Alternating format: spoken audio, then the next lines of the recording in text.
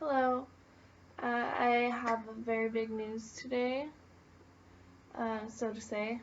I've been planning this day for a couple of months now, and it turns out that this day happens to be the full moon of the Scorpio, which I'm a Scorpio. It's the flower moon. Um, I had no idea when I planned it, so I was just like, I guess I'm on the right track. Um, I'll begin this message with this dream I had. So, in this dream, this angel came to me and he said that he is most like God and he was like the number 0. So, he got a whole bunch of zeros lined up in a row and he said, I'm also like the spaces in between. So, spaces in between, you get like a diamond shape. Um, so, he told me, yeah, we're supposed to work together. Um, so, the rest of the dream, we were defending the ones we love from like our own darkness and the darkness around the world. I woke up and I wasn't exactly sure what it meant, but as time had passed, like it came to me what it had meant. So to be like the number 0 is to be your true self, to be the silent observer. So with that said, you recognize 0 is from which all numbers come from. So you have an array of positive, an array of negative. And you correlate that with like people, and every person also has a shadow when the light is shined on them. Just as every divine quality also has a shadow, like there's faith, there's doubt, there's truth, there's a lie, there's hope, there's despair. And it goes on. So the point is to like bring it all in. So it also means that there's past and there is future. So bringing it all into the present, being in that 0 point perception. Symbolically, being 0 represents the sun. And voila, Son of God, the one everybody knows about, the one who died for us and given us his truth, who had lived the truth. His way of being has caused such a great impact on us. Like, you can also see the positive and negatives. For example, the positive is so many people just want to be better, and the negative is that so many people feel like they can't be. And I mean, also the negative was that people were afraid of him. That's why he died. So today is a new age, and if you want to be yourself, it doesn't mean you're gonna die. I mean, everything's infinite possibilities, of course. But now's the time.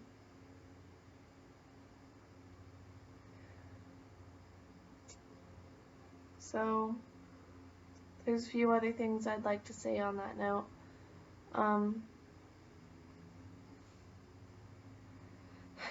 I was working at a senior living center. It is called Morning Star. And Morning Star, in the Bible, I mean, I don't mean to get all religious and stuff, but it says that the morning star is the devil and Christ. So it's kind of like the two possibilities within yourself, because we are each our own sons. That is your soul, your celestial soul. So, carrying on, I had been doing checks on this lady, because, she had a little dementia and, first check, she was complaining that she couldn't breathe, and, I just calmed her down, like, breathing exercises. The next check, she was coughing, and, kind of startled me because, I mean, it was pretty bad.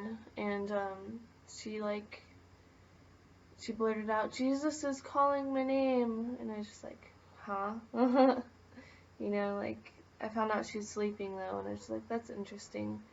Come back 30 minutes later, everything seemed fine, and as I was leaving the room, her cough, like, sank my heart. I was like, what's going on here? And I go back in there, and I was like, is everything okay? And she's like, no, it's not okay.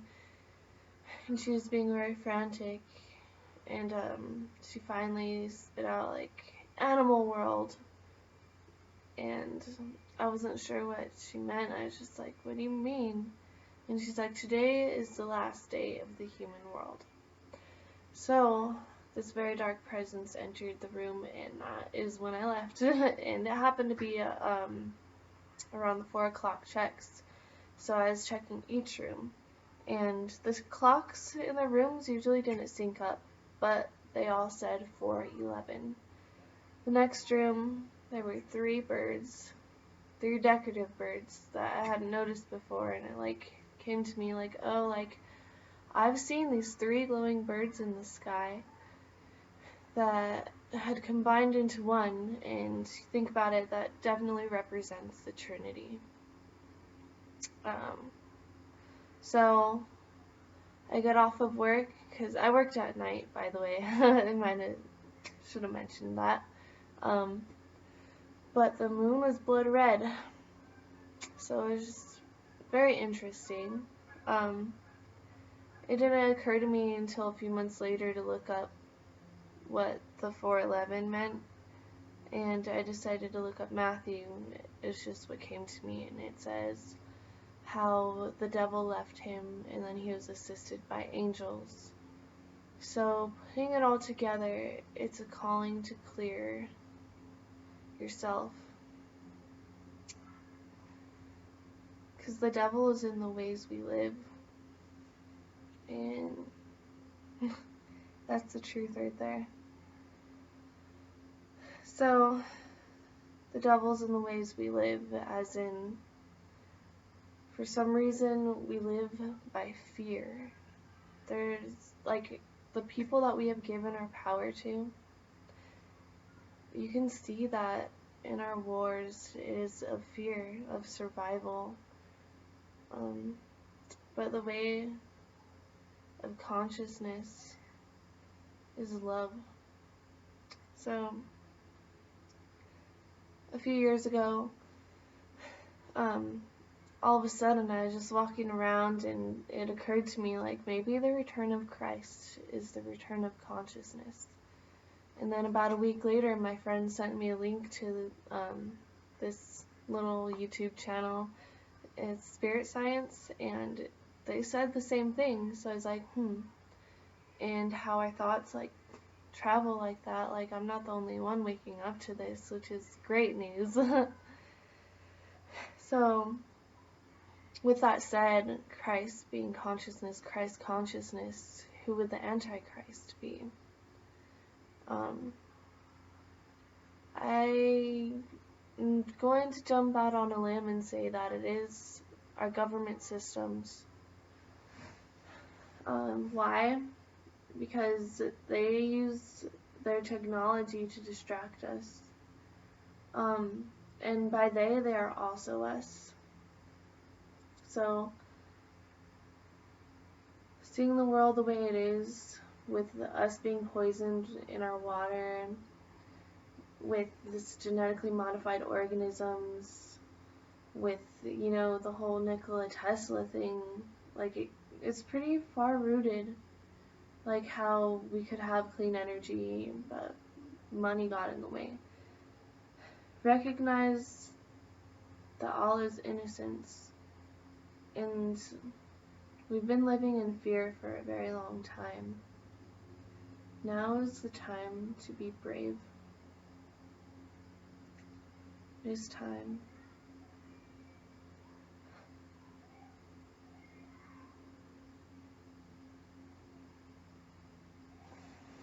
I've been a little skeptical on my own message because I myself have been living in insecurity, and I've been like, what if I don't deliver it right, and like all of these things, and it's not just this. I mean, I've lived a lot of my life in insecurity, and it's held me back a lot.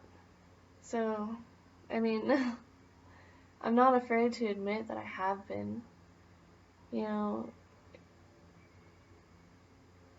I'm confident in this message.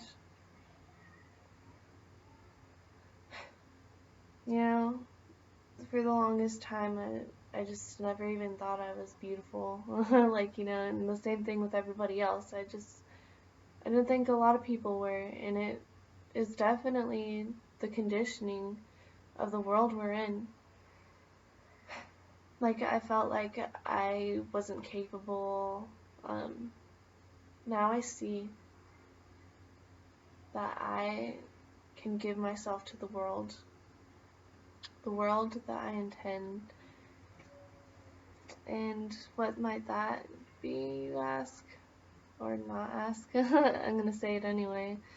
It's a world where I lay my defenses down and really just open up and give the love that's inside of me, the love that is all that is. I mean, everything is love. That was one of my greatest awakenings, was realizing, like, I am hope, I am faith, I am harmony, I am peace, and all of those things, But I wouldn't know that if I didn't come to recognize the shadows. Yeah. So,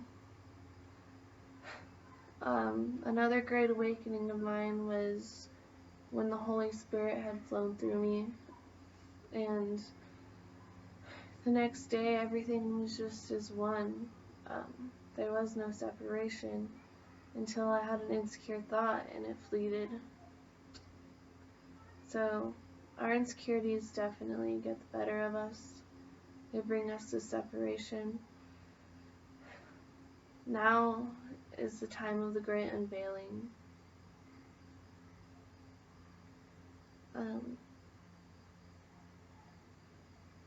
The eclipse. See how I was saying that we're each like our own suns? The world is like how the sun reflects on the moon, in a way. I mean, everybody kind of has their own moon, their own reflection. Ultimately, it's the direct reflection, but we do find those people that when we come into very close contact with and we really lay our defenses down, that reflection is much deeper. So this eclipse, according to the ancients, is when the sun and the moon are separated. So putting those pieces together, like the moon is like represents your subconscious, the sun the superconscious, and the earth would be your conscious. So in this eclipse you're becoming conscious of your subconscious and superconscious. And in the separation, it turns out, is where we've learned the most. And that is why we're experiencing the separation, is to learn more about ourselves. So, I mean, who's to say that separation is a bad thing? Getting back to that original message, the one about the angel who came to me in my dreams, he was saying that he was also the spaces in between. If you think about how science has proven that nothing really ever touches, like, see this? My fingers aren't really touching according to science.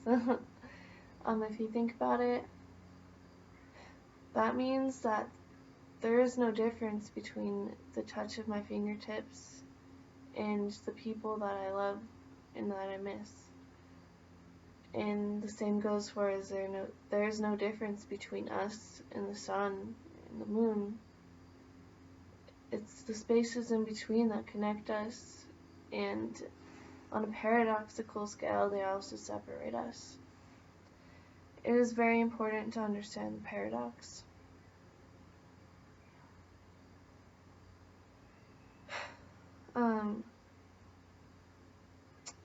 Yeah, I have a lot more to say, but this is really the main message, is like that with our government, as you can tell, like we've given our power away, and now is the time to reinforce it to yourself. You know, becoming a follower, our heart's intents become hollow.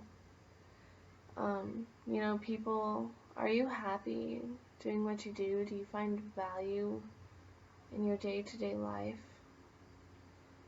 What do you give to the world? Think about the cycles. Cycles of nature, for example, like how we're polluting the air, like how that comes back to us.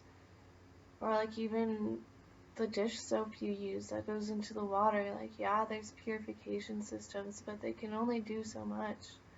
There's so many alternatives.